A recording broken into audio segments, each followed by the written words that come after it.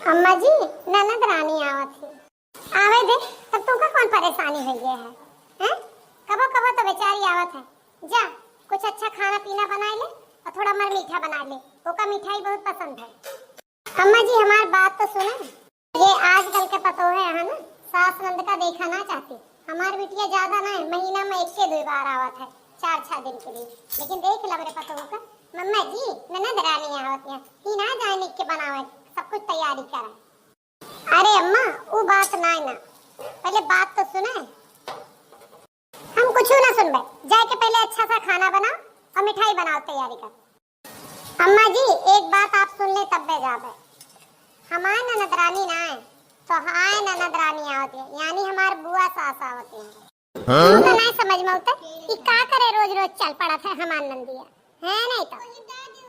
अम्मा जी अब मिठाइया बनाई कि ना बनाई, खनवा का कहती है?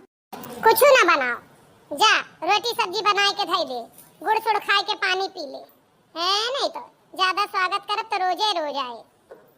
हमार तो मूड पिराला, अम्मा जी का बनाए ले।